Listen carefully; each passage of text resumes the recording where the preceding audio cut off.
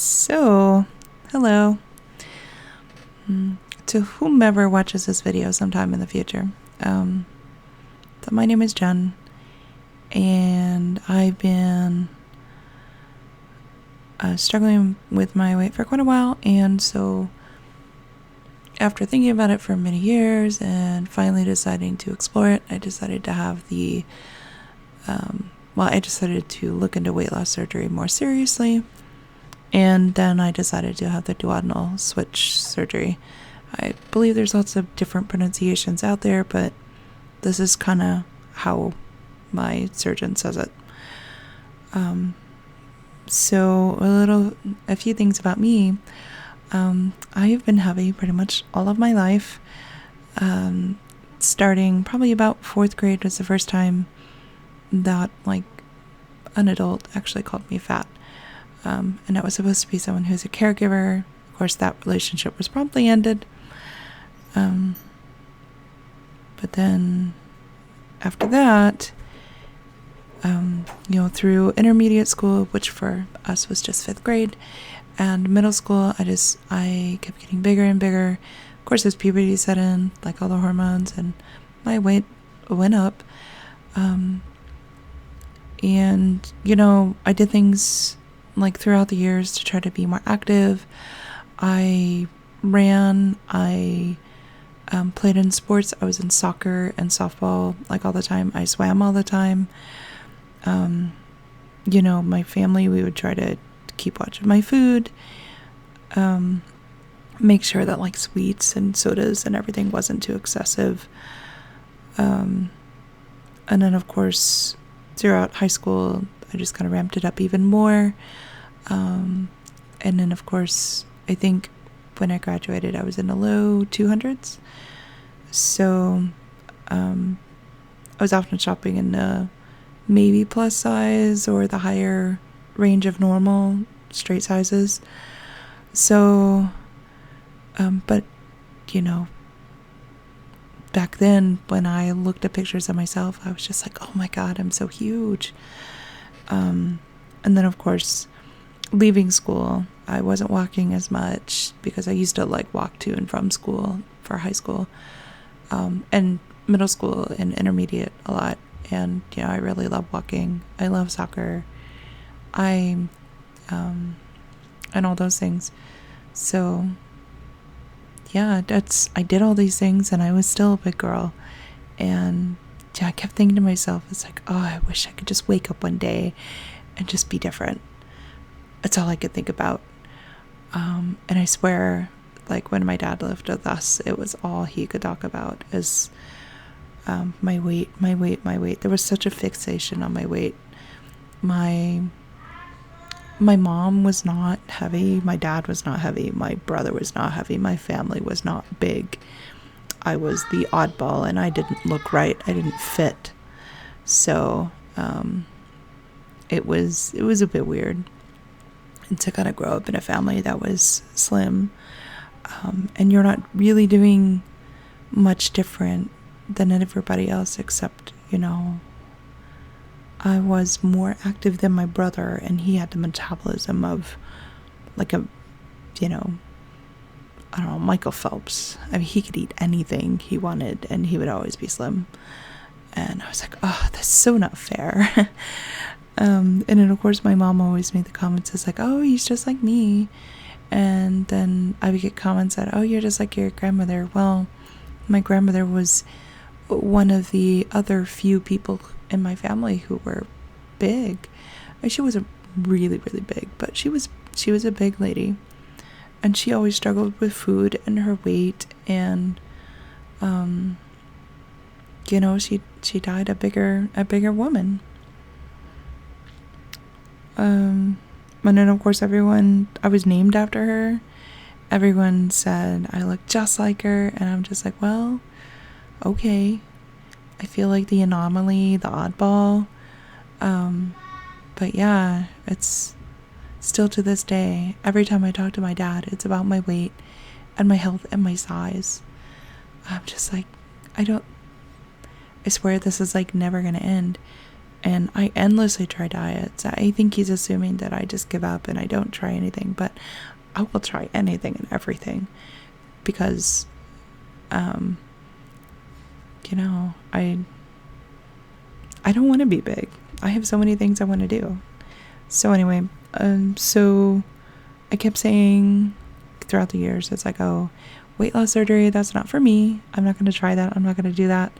And then I've had some friends get weight loss surgery, and mostly my friends got like the gastric bypass, and I just saw the results and I was like, oh, it's different. They're feeling healthy, they're running, they're doing all these things that I want to do. And I kept thinking, it doesn't, I was like everybody else. I thought it was like the easy way out, but the more I looked into it, I was like, it's actually a tool. It gives me the ability to control how much I eat and what my body actually consumes and what my body uses. And I have to make more mindful choices about what I eat. So I can't just like feel bad and go into a binge and just be like, oh, this thing also didn't work. I guess I'm just going to give up. So, yeah, it's going to be something that I'm not going to do anymore. Because your body will start to reject it, especially with like, you'll feel really, really bad if you try to like eat too much or whatever. So I started looking at the types of surgeries and I was just like, oh, there's this and there's that. And then the more I read about the gastric bypass, I was like, I don't know if that's the right one for me. So then I only really saw like things about the gastric bypass and then the sleeve gastrectomy. And then, of course, I saw that the band was mostly something people were getting rid of. So I didn't even look at that route. So I went to my surgeon. I was like, oh, yeah, I've read about the sleeve and the gastric bypass. And then he just straight up said to me, he's like, you know, I was heavily leaning towards the sleeve at the time because I was like, oh, yeah, I don't have to lose the valve of my stomach. That's really good. Because it looks like some really bad things if you like eat any kind of sugar or whatever can happen when you have a gastric bypass, like really bad side effects. Of course, there was one video where someone said they actually like that effect because it reminds them of things that they shouldn't eat and how bad they feel. And I was like, well, I guess that could be beneficial. But then I read about the pylorus. You lose the pylorus and you have the floating stomach, and then the sleeve was supposed to remove the ghrelin hormone. And I was like, well, if you have a floating stomach still left in you with the gastric bypass, how does that help remove the hormones? I was really confused. That part didn't make sense to me whatsoever. So when I went into him, he's like, you know, with the sleeve you may just like not get below 300. And I was like, oh, I don't want that. It's like, I'm starting, well, at least before I saw him, I saw my highest weight ever, which is like 360. And I was in tears that day. I was like, oh my God, I feel like I'm at such a loss. I don't know what to do. I've been trying Medifast, but it seemed like the weight was just going up and down and up and down. And the more I stayed faithful with it, the more the weight didn't move. It didn't go anywhere. And I was just like, I'm feeling hungry all the time. And then, and that was the time where I was like, you know what? I need to feed my body some calories. And then, of course, my weight went up. And after a while, I got off of the Medifast. I wasn't doing it anymore. And I got to 360. And I was just like, I feel like crap. My knees are starting to hurt when I walk and when I hike, which are things I love to do. It's like, there's got to be something different. Am I really at the stage where I'm thinking about weight loss surgery? And I was like, yes, I am. My insurance supports it. I might as well check into it and see if it's the right fit for me. And the more stories that I read, the more successes that I saw, I was just like, this seems like something I should be doing. It's like, why am I not doing this? These people feel great. They're solving their health problems.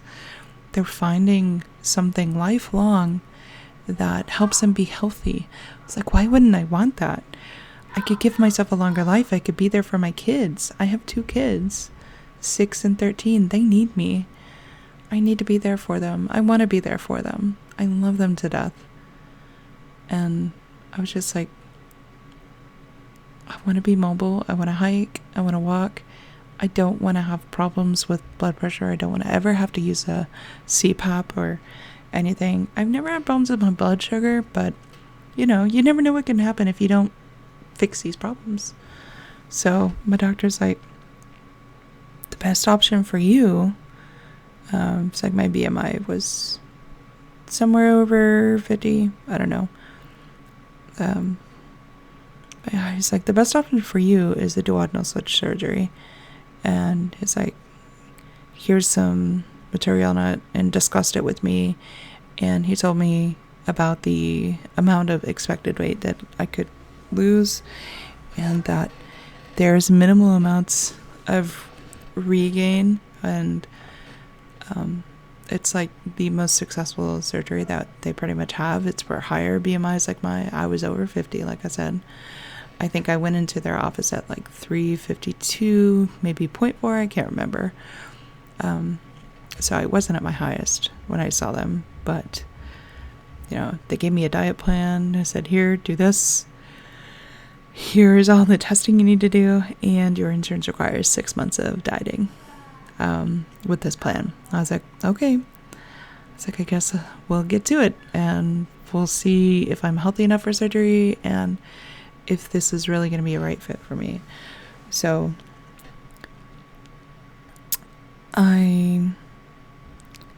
that's how I got started. So I've been doing all the testing, discovered my iron was like incredibly low. I've had iron infusions. Trust me, they make me feel so much better. I take iron supplements now. I take my supplements, my vitamins, my calcium, because right now I'm on a liquid diet. I am, I'm having surgery on Thursday, and I am a little scared, but I am so excited about the possibilities. There is such a future that my girls and I can envision and are looking forward to. And then my youngest is like, so mommy, you're going to be able to run with me and be active. And I'm just like thinking, of course, yeah, I really want to get back to be able to run. Like, I jog a little bit on my walks, but it's really hard on my body, so I don't try to do it that often or that long, really. But yeah, it's been a journey, and of course at first my insurance denied the surgery, saying it was investigational, but I think they were just someone read the codes wrong, because the only one they say is investigational is the loop DS, but we are doing the traditional duodenal switch, so we're not doing the loop. My surgeon expects to give me a 125 common channel, so he's like, that should produce the kind of results that we're looking for. And he says from what he observes, he's noticed that I have a smaller bone structure, and I should be a much smaller person. So obviously not height-wise, because I am between 5'7" and 5'8". So a lot of people are like, I never knew you weighed that much, or I never saw you as that big. And I'm like, well, I am.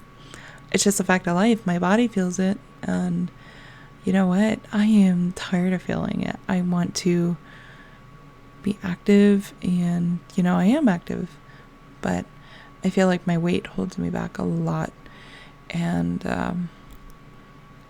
it has actually prevented me from being able to enjoy moments with my kids when I'm going out. These are the non-health reasons, but when I'm going out with the kids, going to a random amusement park, I'm just like, yep, I'm pretty sure I can't ride anything.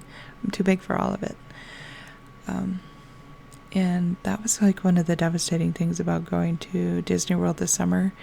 I was like, I had a feeling that this would happen, but I was not able to ride the Pandora ride. And then I guess this wouldn't be offensive to some people, but the ride operator was like, oh, I hope your day gets better. And I was sitting there going, what about my day sucked? I kind of expected this to happen. I didn't really say that my day sucked. But that insinuates that just because I didn't get to ride this ride, that my day was bad. It wasn't. I knew it was coming. I had a feeling. I watched a lot of videos of people not fitting, and I was like, I'm pretty sure I'm not going to fit. But I'll try to take the girls anyway. So the girls got to ride. So there's that. There's a happy moment in it. The end result was my thighs were too big. And so that like the little knee closure thing wouldn't move past my big thighs. It wasn't my calves. My calves were fine, which is really strange. But anyway, so I want moments that I don't have to worry about if I'm going to fit into a booth, if I'm going to fit into a chair. I don't want to have to worry about if I'm going to break a chair, or if the kids want to go like horse riding. I know that there's going to be a horse that can support me. Yeah, I've experienced that issue before too. I was like, I think I'm too big to even get on a horse anymore. So I just didn't. But yeah, I want to actually live my life. I don't want to feel like I'm sitting on the sides and just kind of watching other people enjoy. So the thing I have to say about the liquid diet, so my doctor has us go on a full clear liquids diet. It's supposed to be like, per the booklet, it's supposed to be like 10 days prior to surgery. But at my last pre-op visit, my doctor's like, go ahead and start the liquid diet now. I was like, okay. And I was like doing the math. I was like, that's over 2.5 weeks of liquid diet. And let me tell you, I definitely wasn't perfect at the beginning of it, because I was like, oh, I still got like a little bit of wee and let me have a food funeral. And I had a little bit of something that I thought I wanted, and it was so not worth it. It was not worth it at all. I was just like, oh, that wasn't good. I don't know why I had it. And then I just got on the liquid diet, and then I've just been sticking with it. And then now I'm at the point where I'm annoyed by the liquid diet. And because I have to go and take my kids to social events, and we have to be around food, and we have to be around other people, and everyone's pushing food on you. And they're like, here, do you want to have this, or do you want to have that? And I'm just like, no, thank you. And that's usually fine for most people. I think with family it would be harder, but I'm not around my direct family, so I don't have to worry about that. I don't have to worry about people trying to push food on me. I wouldn't eat it anyway. You can't force me to eat anything. Once I set my mind to it, that's it. That's what I'm doing. I'm like, you can take it or leave it, but I'm a little stubborn, and I like it that way.